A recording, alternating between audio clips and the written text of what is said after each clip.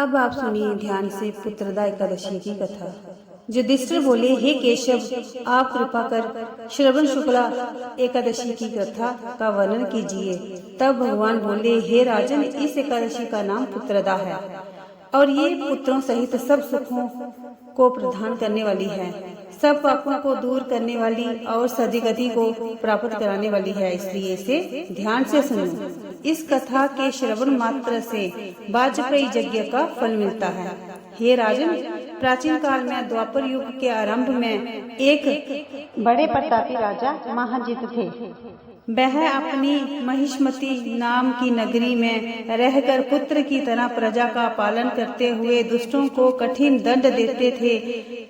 यद्यपि वह सभी तरह से सुखी थे, परंतु उनके कोई पुत्र नहीं था, इसलिए संतान की ओर से वह रात दिन चिंतित रहते थे। एक दिन राजा ने अत्यंत दुखित हो समस्त प्रजा को आमंत्रित करते हुए कहा, हे प्रजाजनों, इस जन्म में मैंने अपनी जानकारी में ना कोई पाप ही किया है और ना ही अन्य धनोपार्जन करते हुए प्रजा को किसी प्रकार का दुख ही दिया है। इतना ही नहीं, मेरे राज्य में ना कोई कर्मचारी रिश्वत लेता है और ना किसी अनुचित कारण से सताया जाता है। फिर भी मेरे संतान ना होने का क्या कारण है? इस पर लोमश ऋषि ने एक क्षण के लिए नेत्र बंद कर लिए और राजा से पूर्व जन्म का विचार करने लगे। फिर बोले, हे ब्राह्मण, पिछले जन्म में तू अत्यंत निर्धन तथा बुरे कर्म किया करता था तथा एक गांव में घूमा करता था। एक दिन ज्येष्ठ मास के शुक्ल पक्ष की द्वादशी के दिन,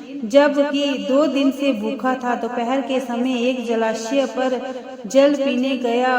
उसी समय ब्याई हुई गाय प्यासी जल पी रही थी। राजा ने उसे हटा दिया और स्वयं जल पीने लगा। इसलिए राजा को ये दुख भोगने पड़ रहे हैं। एकादशी के दिन भूखा रहने से राजा होना पड़ा और प्यासी गौ को हटाने से पुत्र के वियोग में दुख भोगना पड़ा। इस पर लोग बोले, हे महर्षि, शास्त्रों में ऐसा लिखा है कि पुण्य से पाप नष्ट हो जाते हैं, इसलिए कृपा करके आप पूर्व जन्म का पाप नष्ट होने का उपाय बतलाइए, क्योंकि उस पाप के क्षय होने से पुत्र रत्न की उत्पत्ति होगी। ब्राह्मणों के ऐसे वचन सुनकर ऋषि बोले, हे ब्राह्मण, यद्यपि श्रवण मास के शुक्ल पक्ष की पुत्रदा एकादशी का तुम सब लोग व्रत करो और रात्रि जागरण करो और उस व्रत के फल को राजा को प्रदान कर दो, तो तुम्हारे राजा के यहाँ पुत्र रत्न उत्पन्न होगा। मंत्रियों सहित समस्त प्रजा महर्षि लोमश ऋषि के वाक्यों को सुनकर प्रसन्नता पूर्वक अपने नगर में वापस आई। उन सब लोगों ने श्रवण मास के शुक्ल पक्ष की पुत्रदा एकादशी को लोमश ऋषि की आज्ञा अनुसार विधि पूर्वक व्रत किया और द्वादशी को उसका फल राजा को दिया।